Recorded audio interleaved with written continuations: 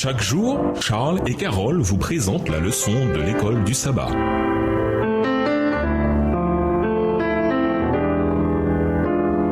Bienvenue dans votre émission Dieu nous parle. Nous voilà à la leçon de jeudi, la mort et la résurrection. À la création, le Seigneur Dieu façonna l'homme de la poussière de la terre. Il insuffla dans ses narines un souffle de vie et l'homme devint un être vivant. Genèse 2, le verset 7. Ce récit de la création de l'humanité révèle que la vie vient de Dieu. L'immortalité est-elle un aspect intrinsèque de cette vie? La Bible nous dit que seul Dieu est immortel. 1 Timothée 6, verset 16. L'immortalité n'est pas donnée aux humains à la naissance. Contrairement à Dieu, les êtres humains sont mortels. La Bible compare nos vies à une vapeur qui paraît pour un peu de temps et qui ensuite disparaît.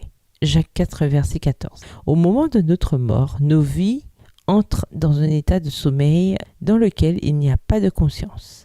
Voir Ecclésiaste 9, les versets 5, 6 et 10, Psaume 146, le verset 4, Psaume 115, le verset 17 et Jean 11, les versets 11 à 15. Bien que les gens naissent mortels et soumis à la mort, la Bible parle de Jésus-Christ comme la source de l'immortalité et nous dit qu'il donne la promesse de l'immortalité et de la vie éternelle à tous ceux qui croient en son salut. Le don de Dieu, c'est la vie éternelle en Jésus-Christ, notre Seigneur. Romains 6, verset 23.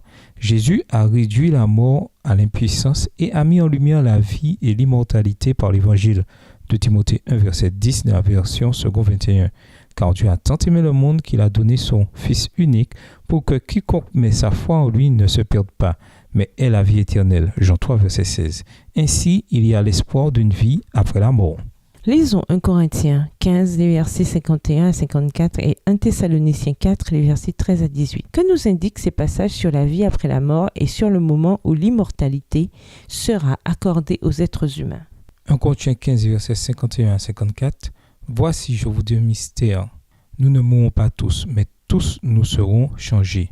En un instant, en un clin d'œil, à la deuxième trompette, la trompette sonnera et les morts ressusciteront incorruptibles et nous serons changés. Car il faut que ce corps corruptible revête l'incorruptibilité et que ce corps mortel revête l'immortalité. Lorsque ce corps corruptible aura revêtu l'incorruptibilité et que ce corps mortel aura revêtu l'immortalité, alors s'accomplira la parole qui est écrite, la mort a été engloutie dans la victoire. 1 Thessaloniciens 4, les versets 13 à 18. Nous ne voulons pas, frères, que vous soyez dans l'ignorance au sujet de ceux qui dorment, afin que vous ne vous affligiez pas comme les autres qui n'ont point d'espérance. Car si nous croyons que Jésus est mort et qu'il est ressuscité, croyons aussi que Dieu ramènera par Jésus et avec lui ceux qui sont morts. Voici en effet ce que nous vous déclarons d'après la parole du Seigneur. Nous les vivants, restés pour l'avènement du Seigneur, nous ne devancerons pas ceux qui sont morts. Car le Seigneur lui-même a un signal donné à la voix d'un archange et au son de la trompette de Dieu descendra du ciel et les morts en Christ ressusciteront premièrement. Ensuite, nous les vivants qui serons restés, nous serons tous ensemble enlevés avec eux sur des nuées à la rencontre du Seigneur dans les airs et ainsi nous serons toujours avec le Seigneur. Consolez-vous donc les uns les autres par ces paroles. L'apôtre Paul dit clairement que Dieu accordera l'immortalité aux gens non au moment de leur mort, mais plutôt à la résurrection, quand la dernière trompette sonnera. Tandis que les croyants reçoivent la promesse de la vie éternelle au moment où ils acceptent Jésus comme leur sauveur, l'immortalité n'est donnée qu'au moment de la résurrection. Le Nouveau Testament ne dit rien à propos d'âmes s'en allant au ciel immédiatement après la mort. Cet enseignement vient tout droit du paganisme et remonte à la philosophie de la Grèce antique. Il ne se trouve ni dans l'Ancien ni dans le Nouveau Testament. En quoi notre compréhension de la mort nous aide-t-elle à apprécier encore davantage la promesse du retour de Jésus?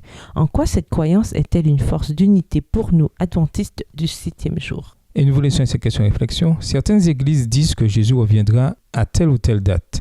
Qu'y a-t-il d'erroné dans cette approche? Au revoir. Et à demain si Dieu veut. Dieu nous parle. Chaque jour, Charles et Carole vous présentent la leçon de l'école du sabbat.